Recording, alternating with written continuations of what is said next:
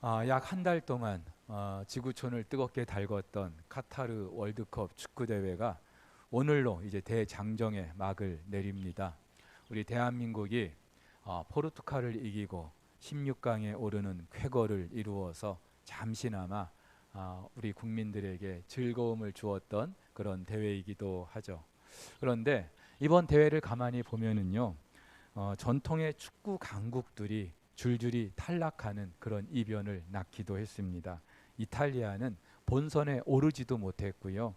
독일이나 스페인, 또 잉글랜드나 벨기에, 또 포르투갈 같은 팀들 다들 강국들인데 다 탈락했어요.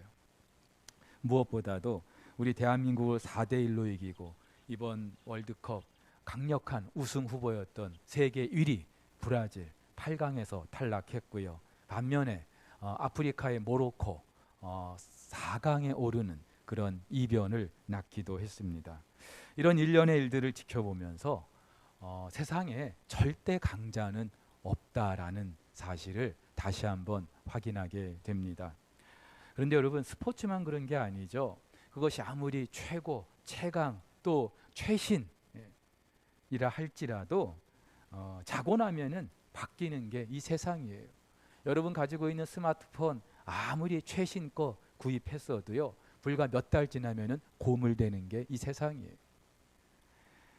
여러분, 해 아래 새 것이 없다고 한 전도서의 말대로 우리 사는 이 세상에는요, 절대 강자, 최강자 없습니다. 자, 그런데 과연 우리 그리스도인들에게도 이 최강의 선물이 없는 걸까요? 하나님이 주신 최고의 선물 예수 그리스도는 어떻겠습니까? 여러분, 우리가 계속해서 예수 그리스도가 왜 최고의 선물인지 지금 시간마다 나누고 있는데, 예수 그리스도는 하나님이 창세전부터 준비하신 최고의 선물이었습니다.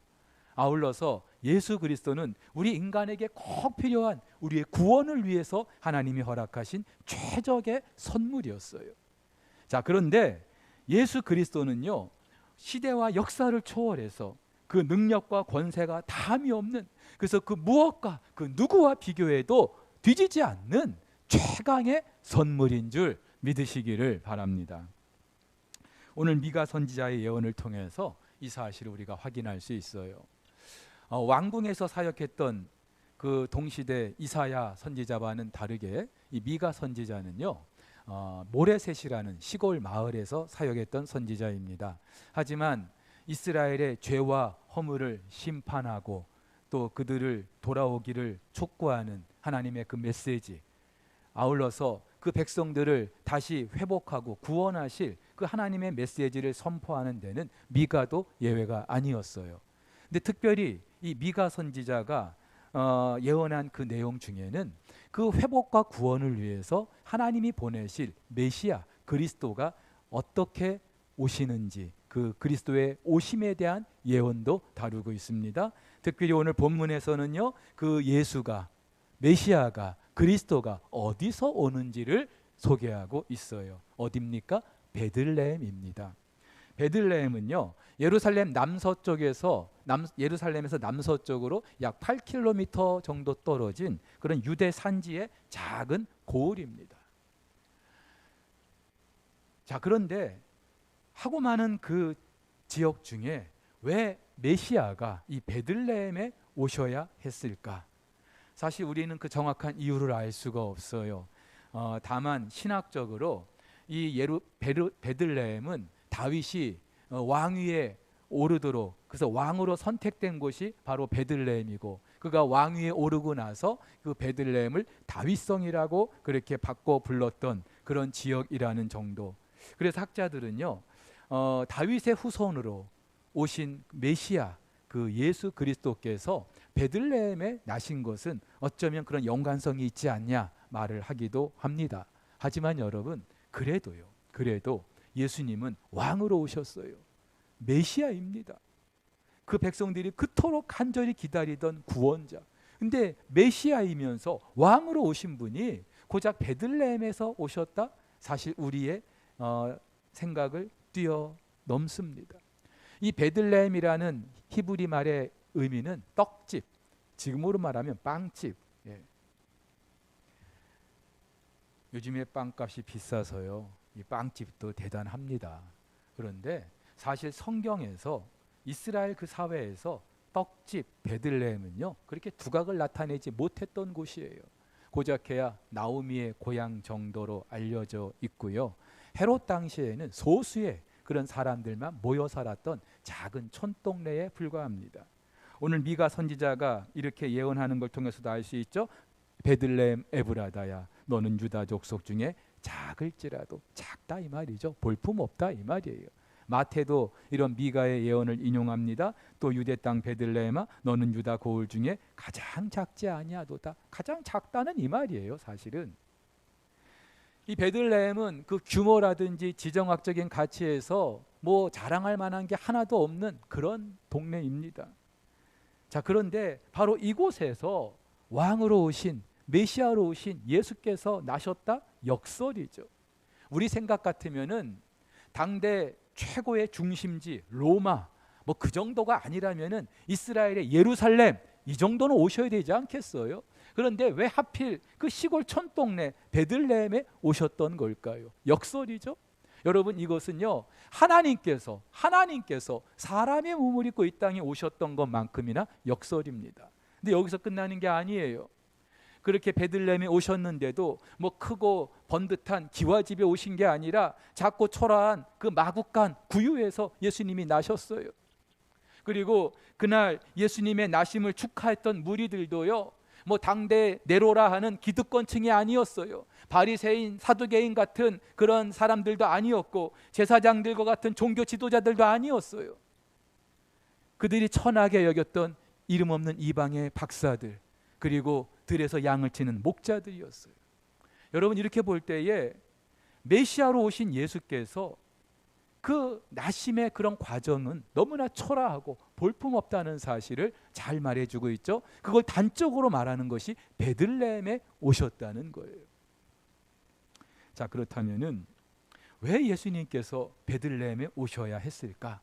우리가 몇 가지 한번 생각해 볼 수는 있을 것 같아요. 첫 번째는요, 그를 믿는 모든 자들의 주가 돼 주시기 위함인 것이죠. 여러분, 문턱이 높으면은 사실 그 문턱을 넘을 수 있는 사람이 별로 없을 거예요. 그러나 그 문턱을 없애버리면 누구라도. 그래서 요한은 이렇게 말합니다. 하나님이 세상을 이처럼 사랑하사 독생자를 주셨으니 이는 그를 믿는 자마다 멸망하지 않고 영생을 얻게 하려 하심이라. 누가 영생을 얻게 하신다고요? 돈 있는 자가, 힘 있는 자가? 아니죠. 그를 믿는 자는 누구든지 하나님께서는 당신께로 나오는 그 사람들, 당신의 그 구원을 누릴 사람들 조건을 정하지 않으셨어요? 누구든지 그를 믿는 자마다. 사실 저와 여러분들이 그렇지 않습니까? 물론 우리 중에는요 세상에서 나름 자랑할 만한 것이 있는 분들도 있을 거예요. 하지만 아시잖아요, 아무리 자랑할 것이 있어도 그것보다 더 자랑할 만한 것이 많은 사람들이 이 세상이에요. 근데 저와 여러분들은 하나님 앞에서 자랑할 게 뭐가 있었어요? 바울은요, 우리는 하나님 앞에 원수였다, 죄인이었다, 자랑할 만한 게 없는 거예요. 내세울 게 없는 거예요. 그분 앞에 나아갈 수 있는 자격이나 조건이 하나도 없어요. 그런데도 어떻게 저와 여러분들이 그분께 받아들여지게 됐을까요? 하나님께서 우리를 웰컴하게 되었을까요? 바로 베들레헴에 오신 예수 그리스도 때문인 줄 믿으시기를 바랍니다. 그 역설이 베들레헴에 오신 그 메시아, 그 역설이 오늘 저와 여러분들 이 자리에 있게 해주신 줄 믿으시기를 바랍니다. 자, 그러나 또 하나 이유가 있을 수 있어요. 베들레헴에 오셨다는 것은 예수님 당신이 온 세상의 주인이라는 사실을 알리기 위함인 거예요. 한마디로 예수님이 하나님 주신 최강의 선물이라는 거죠. 사실 예수님은요 하나님이에요. 하나님이에요. 뭐 세상에 예수님과 비교할 만한 사람, 존재가 아무것도 없어요. 오늘 미가 선지자도요 그의 근본은 태고에, 그리고 상고에, 그리고 영원에 있다. 한마디로 예수 그리스도는 피조물인 우리 인간과는 세상의 그 누구와 비교할 수 없는 차원이 다른 분이라는 것을 강조하는 거예요. 그런데 오늘 이 미가 선지자의 예언이 그리고 이 예언이 어떻게 성취되는 과정을 통해서 베들레헴에 오신 예수 그리스도가 왜 최강의 선물인지 말해주고 있습니다. 누가복음 2장 1절에 보면 이렇게 말해요. 그때에 가이사 아구스도가 영을 내려 천하로 다 호적하라 하였으니, 여기서 말하는 그때 세례 요한이 태어나고 가브리엘을 통해서 마리아에게 예수를 잉태했다는 소식을 알려주었던 그때입니다. 바로 그때 그 무렵에 로마의 가이사 아구스도 천하에 호적하라, 인구조사에 영을 내리는 거예요. 이 가이사 아구스도는요, 본명이 옥타비아누스, 로마의 아우구스투스 황제를 일컫는 말입니다. 이 아우구스투스가 얼마나 대단한 사람인가 하면은요, 여러분 알고 계시는 팍스 로마나, 로마의 평화, 모든 길은 로마로, 로마의 최고의 번영과 또 평화를 가져다 주었던 황제가 이 가이사 아구스도, 한마디로 최고의 실력자. 근데 그 황제가 천하에, 그러니까 자기가 다스리는 통치하는 모든 지역에 인구조사를 명한 거예요. 왜냐하면 자기의 어떤 통치 기반을 더 공고히 하기 위해서. 근데 당시 인구조사는요, 반드시 자기가 태어난 그 고향으로 가서 해야만 했습니다. 그래서 갈릴리 나사렛에서 살고 있는 요셉도 자기가 태어난 유대 땅 베들레헴으로 갈 수밖에 없었던 거예요. 참고로 나사렛에서 베들레헴까지 직선거리로 하면은 약 130km, 지도에서 보시는 것처럼 저렇게 그냥 바로, 다른 데 우회하지 않고 바로 직진해서 갈 때에 한 130km. 그런데 정통 유대인들은요, 그 중간에 사마리아 땅이 있어. 근데 이 사마리아 땅을 절대로 이 사람들이 통과하지 않아요. 상종하지 않는 그런 사람들이기 때문에, 그래서 주로 이 갈릴리에서 유대 땅으로 가거나 유대에서 갈릴리로 오거나 이 사마리아를 피해서 우회해서 다녔단 말이죠. 그렇다면 실제로 요셉과 마리아가 나사렛에서 베들레헴까지 갔던 거리는 훨씬 더 될 수 있어요. 게다가 이 베들레헴은 해발 700m 고지입니다. 자, 그렇다면 여기서 우리가 한 가지 생각을 해야 돼요. 왜 요셉은 호적하러 가는데 마리아를 데리고 갔던 걸까요? 물론 두 사람 약혼한 사이입니다. 하지만 지금 마리아는요, 만삭의 몸이에요. 이제 오늘 내일 하는 그 여인을 데리고 그 먼 길을 간다? 사실 있을 수 없는 일이죠. 그리고 당시 그 호적은요, 인구조사는 굳이 여자가 가지 않아도 세대주가 대신할 수 있었어요. 그런데 왜 요셉은 그 만삭의 마리아를 이끌고 그 먼 길을 가야만 했던 걸까요? 여러분, 여기에 바로 비밀이 있어요. 바로 오늘 미가 선지자의 이 예언을 이루기 위함인 것이죠. 메시아가 어디서 오신다고요? 베들레헴에서 오신다고 하는 바로 이 선지자의 예언을 이루기 위함인 줄 믿으시기를 바랍니다. 물론 요셉은요, 구약에서 베들레헴에 그리스도가 오신다고 했지, 그래 베들레헴으로 가야지, 그래서 간 건 아닐 거예요. 요셉이 이 마리아를 데리고 갔던 이유 저도 모르겠어요. 그런데 한 가지 분명한 것은 그 일을 통하여서 오늘 미가 선지자의 이 예언이 그대로 성취됐다는 것이죠. 자, 여기서 우리는 한번 좀 생각해 볼 필요가 있습니다. 누가 요셉이 마리아를 데리고 베들레헴까지 가게 했을까요? 가이사 아구스도죠.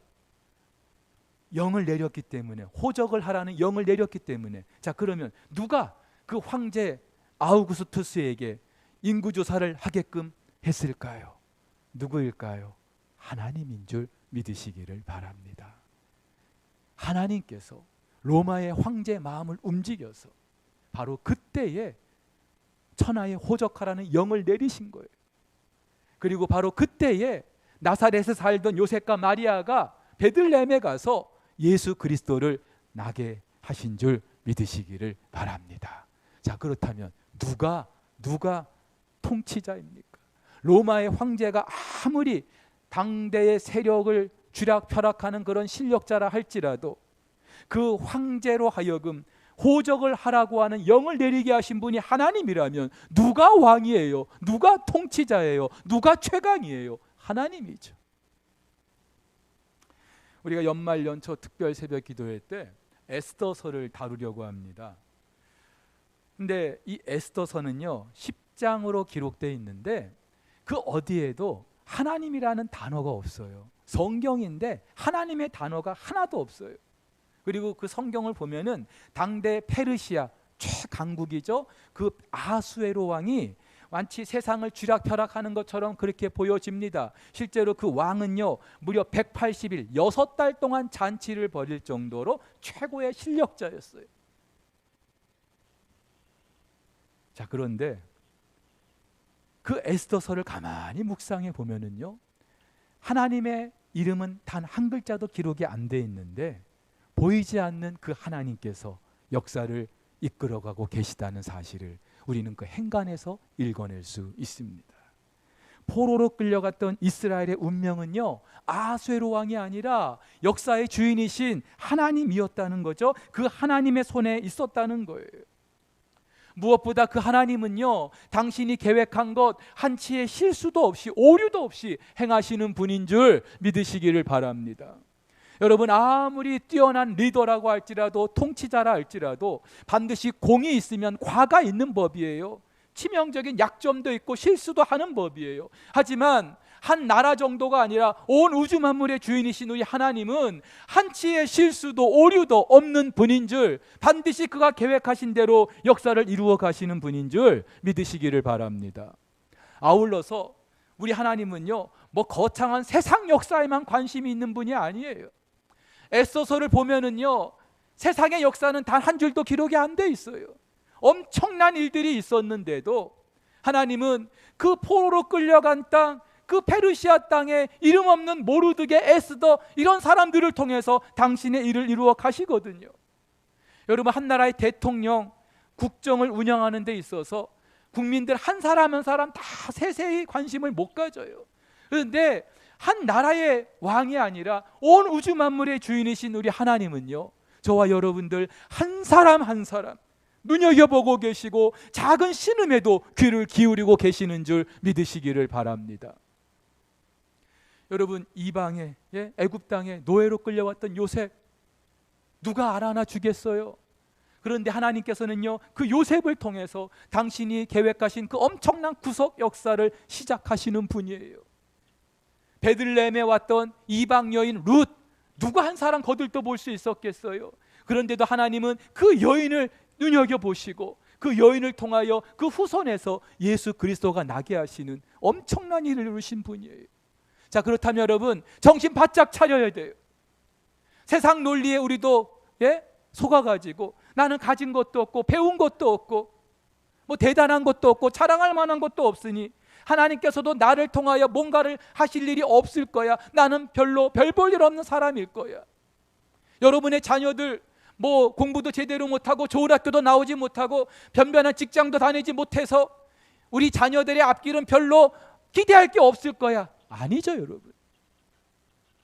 하나님이 하고자 하시면 그가 누구라도 눈여겨보고 계시고 그를 통하여 우리가 상상할 수 없는 놀라운 일을 이루시는 줄 믿으시기를 바랍니다. 여러분, 그래서 예수 그리스도는 최강의 선물인 거예요. 자, 근데 이 예수가 최강의 선물인 진짜 이유가 있습니다.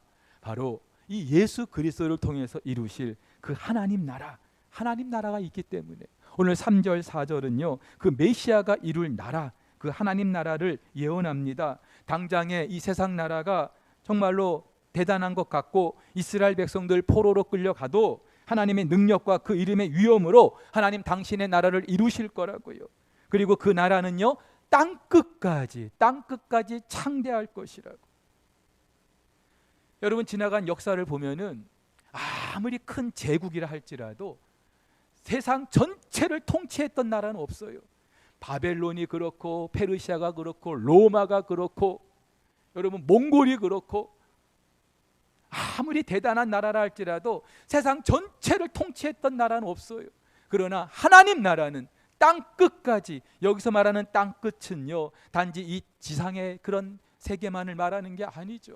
온 우주 만물을 아우르는 그 나라, 우리 하나님 나라인 줄, 그 나라를 최강의 선물이신 예수 그리스도가 이루는 줄 믿으시기를 바랍니다. 여러분, 이걸 잘 말해주는 게 있죠. 느부갓네살 왕이 꾸었던 그 꿈, 큰 신상의 꿈. 하루는 꿈을 꿨는데 그 신상에 어떻게 생겼어요? 머리는 금, 그리고 가슴과 두 팔은 은, 배와 넓적다리는 놋, 그리고 두 종아리는 쇠, 그리고 두 발은요, 하나는 진흙, 하나는 쇠, 이렇게 혼합되어 있는 거예요. 근데 이 신상은 장차 역사 속에 있게 될 세상의 나라를 상징하고 있죠. 금으로 된 나라는 바벨론, 은으로 된 나라는 페르시아, 노스로 된 나라는 헬라 제국, 그리고 쇠로 된 나라는 로마, 그리고 그 흙과 쇠로 된 그 나라는 예수님이 재림하실 때까지 세상에 있게 될 열방들, 열국들. 보세요. 미국과 중국이 아무리 대단한 것 같아도, 이 세상을 쥐락펴락하는 것 같아도, 우리 주님 오실 때까지 세상에 존재하는 그냥 열방들 가운데 그저 한 나라에 불과할 뿐이에요. 그런데 어떤 일이 있습니까?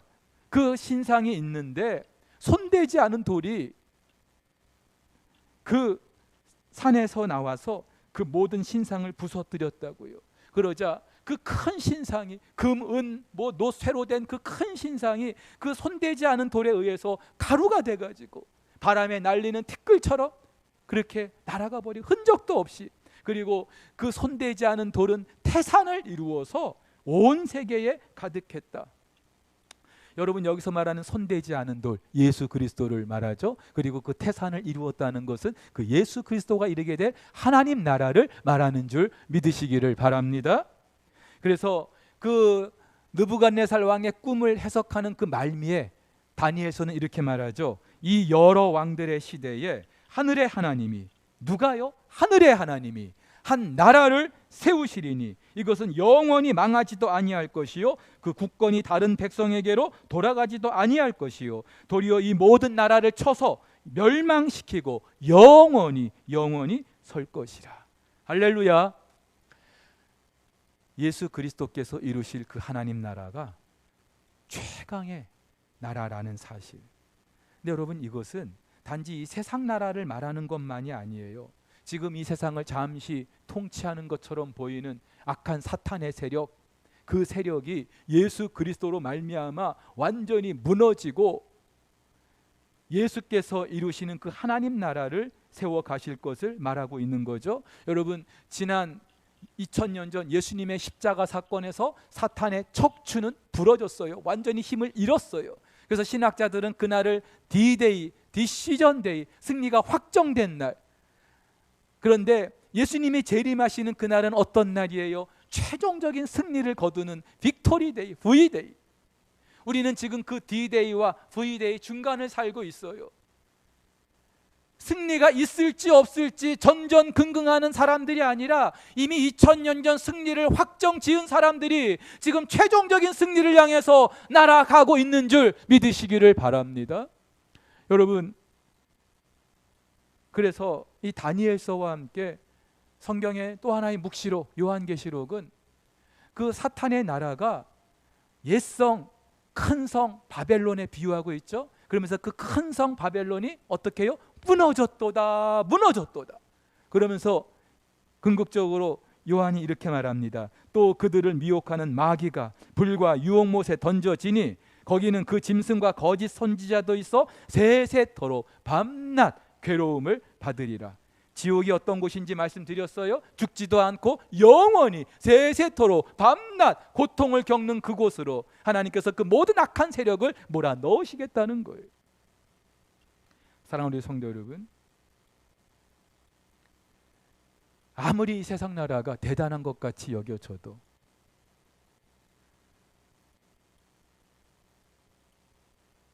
하나님 나라 당할 수가 없어요. 역사의 주인은 하나님이신 줄 믿습니다.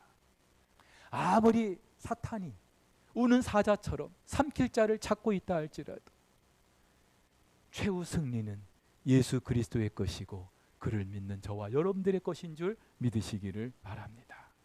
자, 그렇다면 이 선물을 우리는 받았거든요.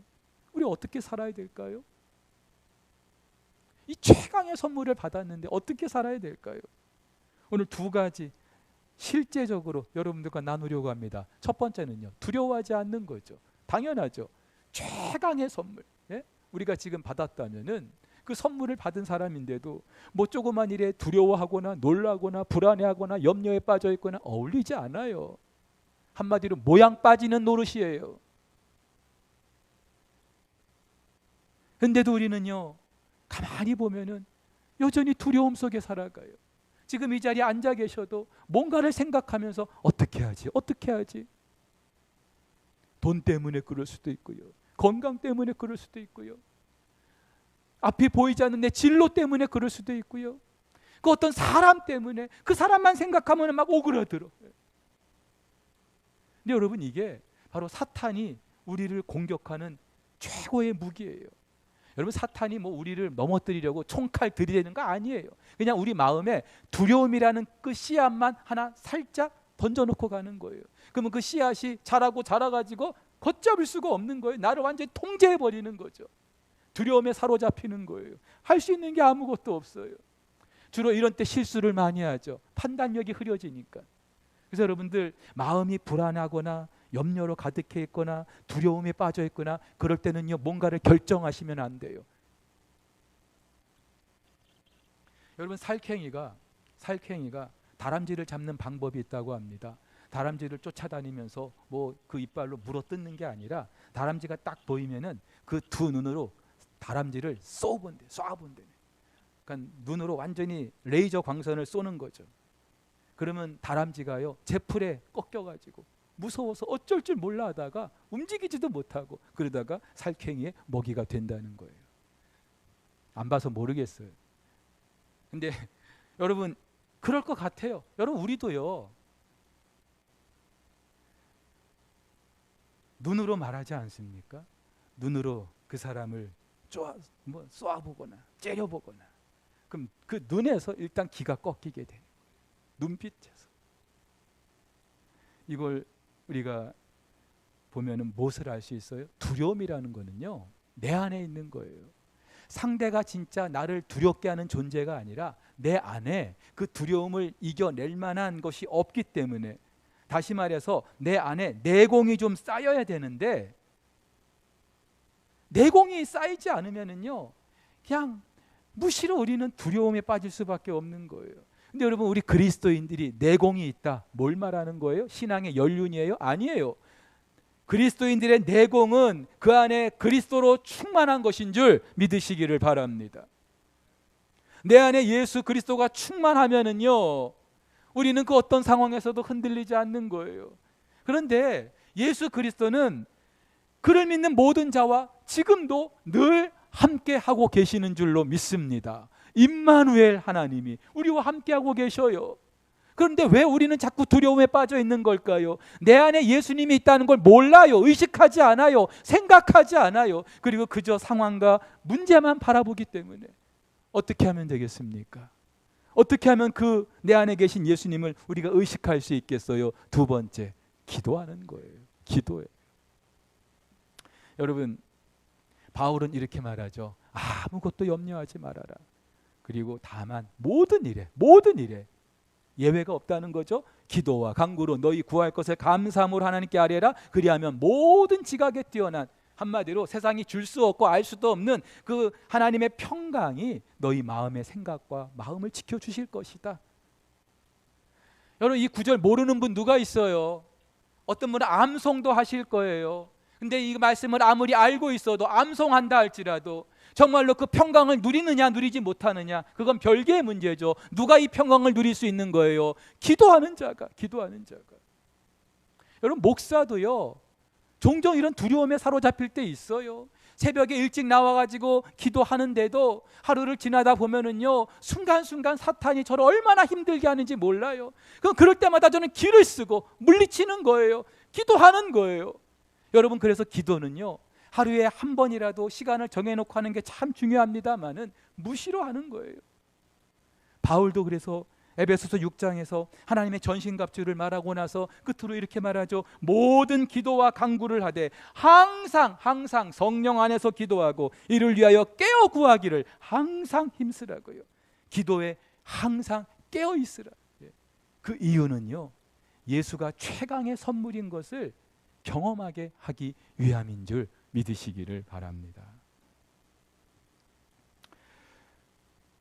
여러분, 이제 연말 연초가 됩니다.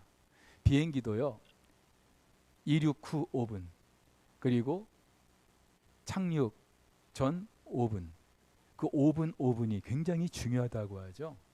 마찬가지로 지금 한 해 이제 마지막이에요. 그리고 이제 또 한 해를 시작할 타임입니다. 이때 너무나 중요하지 않겠어요? 그냥 1년 365일 다 중요한 날이긴 합니다만은 그냥 평상시처럼 그렇게 살 수 없는 그런 때예요, 지금. 그러면 이때 우리가 할 수 있는 최고의 것, 최선의 것이 있다면 역사의 주인이신 최강의 선물을 주신 그분께 엎드리는 일인 줄, 기도하는 것인 줄 믿으시기를 바랍니다. 예수께서 최강의 선물이라고 하는 것, 그저 주보의 설교 제목으로만 여러분들이 이해하지 마시고 기도의 자리에서 그 선물을 마음껏 누릴 수 있기를 예수님의 이름으로 축복합니다. 축복합니다. 함께 우리 찬양 한 곡 할게요. 오늘 말씀을 기억하면서 예수의 이름으로 나는